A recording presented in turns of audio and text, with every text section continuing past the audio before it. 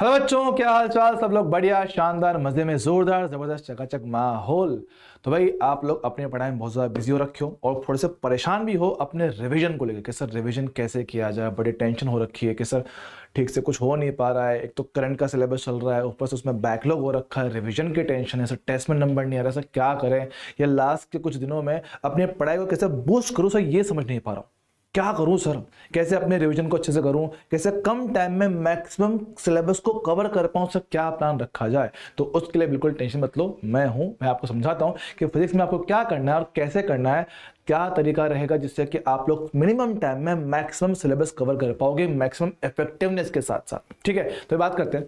तो भाई अपने को रिवीजन में एक मेजर गलती जो मैक्सिमम बच्चे करते हैं ना, सर क्या करते हैं, वो सोचते हैं कि सर हम पूरा सिलेबस पूरे नोटबुक्स को पूरा पढ़ लेना। ना ना ना ना, ऐसा नहीं करना, टाइम कम है भाई, टाइम बहुत कम होता है। तो अपने को करना क्या है कि अपने को कम टाइम में मैक्सिमम सिलेबस कवर कैसे करना है। तो इसके लिए मैं आपको क्लास के शुरुआत से एक बात बोलता हूं, शॉर्ट नोट्स। हाँ सर, तो क्या है कि जब कभी आप लोग रिविजन करने जाएंगे तो सर रिविजन पे टाइम पे हमें कंप्लीट नोटबुक, कंप्लीट नोट्स को नहीं पढ़ना है दोस्त, हमें पढ़ना है सिर्फ और सिर्फ क्या, शॉर्ट नोट्स। हमें पढ़ने सर क्या, शॉर्ट नोट्स को पढ़ना है, इस पे फोकस रखना है। सर क्यों? क्योंकि कम टाइम में सारी चीजों को कवर करना पड़ेगा। अब शॉर्ट नोट्स, हालांकि मैं आपको शुरुआत से कहता हुआ आ रहा हूं कि शॉर्ट नोट्स आपके खुद के तैयार होने चाहिए। अगर नहीं है, अगर आपके पास अपने शॉर्ट नोट नहीं है तो वो शॉर्ट नोट्स अब आपको मैं प्रोवाइड करवाऊंगा, अपने हैंड रिटन, अपने हाथों से लिखे हुए शॉर्ट नोट्स, जिसमें हमारे पास क्या होंगे, चैप्टर के मेन फॉर्मूला होंगे, मेन टॉपिक्स होंगे कि अपने पास कि की पॉइंट्स क्या है, खास इंपॉर्टेंट पॉइंट क्या है, फॉर्मूलाज क्या है, वो क्या है, तो वो आपको क्लास में मैं प्रोवाइड करवाऊंगा अपने टेलीग्राम चैनल पर। तो भैया इस इंफॉर्मेशन के लिए टेलीग्राम चैनल को ज्वाइन कर लें, ठीक है, ताकि आपको शॉर्ट नोट्स अब आपको मेरे हाथों से मिल पाए। अगर आपने बना रखे बहुत बढ़िया, बेस्ट है, खुद के बनाए हुए नोट से अच्छा कुछ भी नहीं हो सकता। लेकिन हाँ, अगर नहीं है तो आप लोग मेरे टेलीग्राम चैनल को ज्वाइन करके वहां से शॉर्ट नोट्स को डाउनलोड कर सकते हो। ठीक, दूसरा कि सर अब हमें, जब हमने शॉर्ट नोट्स पढ़ लिए हैं सर, इसके बाद हमें क्या, हमें कंप्लीट मॉड्यूल, क्या अपने को कंप्लीट मॉड्यूल हो गया प्लस डीपीपी हो गया, क्या इन्हें सॉल्व करना है? ना ना ना ना, अगर आप लोग पूरा मॉड्यूल और डीबीपी सोल्व करने जाओगे तो आपको उतना ही टाइम लगेगा जितना आपको फर्स्ट टाइम लगा था पूरा चैप्टर पढ़ने में। तो फिर क्या करना है, करना आपको ये है कि ये ना करके हमें क्या करना है, स्टार मार्क्ड क्वेश्चन, कि जब आपने रुको रुको, स्टार मार्क्ड क्वेश्चन हमें ये करना है। ये क्या चीज है समझो, जब आपने पहली बार चैप्टर को पढ़ना स्टार्ट किया होगा, हो सकता है कि कुछ टॉपिक्स में कुछ पर्टिकुलर टाइप के क्वेश्चंस को करने में आपको बड़ी तकलीफ आई होगी, यार ये क्वेश्चन मुझसे नहीं हो रहा है, ये थोड़ा अलग टाइप का क्वेश्चन है, ये थोड़ा मुश्किल सवाल है, या नीट के पैटर्न पे अपने ये क्वेश्चन एग्जाम में आया हुआ है और अपन से एक बार में नहीं हुआ है। तो जब कभी आपको ऐसा कोई क्वेश्चन दिखे जो आपसे एक बार में नहीं हुआ हो, या सर ने बोला क्या ये खास क्वेश्चन है, अच्छा क्वेश्चन है, ऐसे पैटर्न बार बार रिपीट होते हैं, तो ऐसे क्वेश्चन को आपने मार्क जरूर किया होगा, क्या ये क्वेश्चन मेरे से नहीं हुआ है, ये इंपॉर्टेंट क्वेश्चन है। तो जो क्वेश्चन को आपने पहले मार्क किया हुआ, क्या हाँ यार ये क्वेश्चन काम का है, ये अपन से एक बार में नहीं होता है, या टेस्ट में कोई क्वेश्चन आया था, ऐसे क्वेश्चन जो आपने स्टार मार्क किए हुए थे, आपको उनको ही सॉल्व करना है। दोबारा पूरा करने जाओगे बहुत ज्यादा टाइम खराब आप लोग करने वाले हो, जो कि अपने को नहीं करना है। ठीक सर, तीसरी बात सर, तीसरी खास बात क्या है, तीसरी खास बात जो हम लोग शुरुआत से इग्नोर करते आ रहे हैं वो है मेरे पास आपके टेस्ट। टेस्ट भैया अगर आपने दिए हैं बहुत बढ़िया बात, अगर आपने टेस्ट नहीं दिए हैं तो टेस्ट अब जुगाड़ लो, जहां से जिसके भी टेस्ट मिल पाए, चाहे किसी भी कोचिंग के हो, किसी भी कोचिंग का टेस्ट हो, ABCD किसी भी कोचिंग का टेस्ट पेपर हो, टेस्ट पेपर का जुगाड़ करो, उस टेस्ट को दो।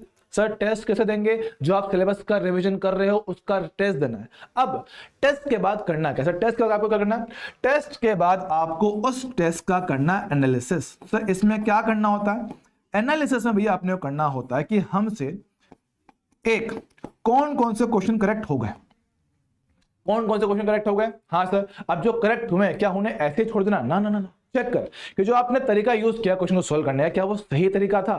क्योंकि कई बार एग्जाम में यह हरकत हो जाती है कि गलत तरीके से सोल्व करने पर भी आपको सही ऑप्शन मिल जाता है, कभी कभार होता है, हर बार नहीं होगा, हर बार ऐसा हमारे पास नहीं होता है। ठीक है रुको बच्चों, ठीक है, तो हर बार अपने पास ऐसा नहीं होता। तो भाई क्या, गलत तरीके से सॉल्व किए हुए क्वेश्चन को भी ध्यान देना है कि हो सकता है कि आपका आंसर मैच कर गया हो, तो आपको एक बार चेक जरूर कर लेना है कि जिस मेथड से आपने सोल्व किया क्या वो मेथड सही था, तो ये चेक करना जरूरी है। नंबर 2 कि सर, नंबर 2 कि जो क्वेश्चन मुझसे गलत हो गया है, ओहो रुकना, कि जो क्वेश्चन हमसे गलत हो गया वो गलत क्यों हुआ, उसमें गलती क्या हुई है, कि क्वेश्चन जो हमसे गलत हो गया या हमसे गलत ऑप्शन टिक हो गया, ऐसी क्या मिस्टेक था जो मुझसे हो गई है, उसको ध्यान रखना है। ठीक सर। और नंबर 3 कि सर वो क्वेश्चन जो आपने अटेम्प्ट ही नहीं किया, नॉट अटेम्प्टेड, नॉट अटेम्प्टेड, ओहो लगता है आज तो राइटिंग बड़ी गंदी आएगी। नॉट अटेम्प्टेड कि भैया वो क्वेश्चन जो आपने अटेम्प्ट ही नहीं किया, कि सर हमने क्वेश्चन को छुआ ही नहीं, सर क्यों, तो क्वेश्चन की लैंग्वेज देख के दिमाग खराब हो गया, या क्वेश्चन जो पूछा गया था मुझे उसका फॉर्मूला बिल्कुल नहीं पता था, तो अगर मुझे उसका फॉर्मूला नहीं पता या उसका कॉन्सेप्ट नहीं पता है तो इस क्वेश्चन को ध्यान रखो, और अगर ये टेस्ट में एक बार आया है तो दोबारा भी आ सकता है, तो अपने को इन क्वेश्चन की दोबारा प्रैक्टिस करना जरूरी है। अब एनालिसिस करने के बाद होगा क्या, अपने को यहां से मिलेंगे कुछ वीक टॉपिक्स, कि भैया कौन सा टॉपिक मेरा वीक है, कौन सा मेरा स्ट्रॉन्ग है, तो अपने को यहां से आपके वीक टॉपिक्स मिल जाएंगे। अब जो आपको वीक टॉपिक मिल रहे हैं, क्या करना है सर, एक इनको उसी दिन एक बार शॉर्ट में रिवाइज कर लो। शॉर्ट में आप लोग इसको रिवाइज करोगे, आप लोग शॉर्ट में इसको रिवाइज करेंगे, हाँ जी सर। उसके अलावा अब जब कभी आप लोग नेक्स्ट रिवीजन पे जाओगे तो नेक्स्ट रिवीजन में पूरे चैप्टर के बजाय सिर्फ और सिर्फ इसी टॉपिक पर फोकस करोगे, सिर्फ और सिर्फ इसी टॉपिक पे फोकस करोगे। तो अब क्या है, अब आपका रिवीजन का पार्ट और भी छोटा हो गया, तो अगला जो रिवीजन होगा वो और भी जल्दी आप लोग खत्म कर पाओगे। ठीक है, तो ऐसे आप लोग टेस्ट दोगे, रिवीजन करोगे, ये अपना पैटर्न रहेगा। इससे बढ़िया तरीका कुछ नहीं हो सकता। और हाँ, लास्ट मोमेंट के लिए आपको एक सिंपल सी बात कर देता हूं कि भैया जितने ज्यादा टेस्ट दे पाओ उतने ज्यादा टेस्ट दो। मानता हूं कि टेस्ट के बाद थोड़ा सा डीमोटिवेशन आता है, क्या नंबर नहीं आ रहे हैं, बुरा लगता है, क्या नंबर नहीं आ रहे, बहुत पढ़ाई कर रहा हूं स्कोर नहीं कर पा रहा हूं, बुरा लगता है। लेकिन यकीन मानना, ये टेस्ट आपको जितना ज्यादा आप लोग दोगे आपको इससे उतना ही ज्यादा फायदा मिलेगा। आपको आइडिया लगेगा कि यार एग्जाम में किस किस टाइप के क्वेश्चन बनते हैं, किस किस टाइप की मिस्टेक आप लोग करते आए हो और क्या आप उनमें करेक्ट कर सकते हो, कितना आप लोग स्कोर कर सकते हो आगे जाकर। क्योंकि टेस्ट एक ऐसा चीज है जहां पे आपको सारी कोचिंग के वेराइटी ऑफ क्वेश्चन मिल जाएंगे जो एग्जाम में बन सकता है। जब आप सारी वेराइटी को छू लोगे तो हो सकता है कि एग्जाम में वही क्वेश्चन मिल जाए जो आपने किसी ना किसी टेस्ट में दिया हुआ होगा। तो सबसे बेस्ट तरीका हमारे पास यही हो सकता है।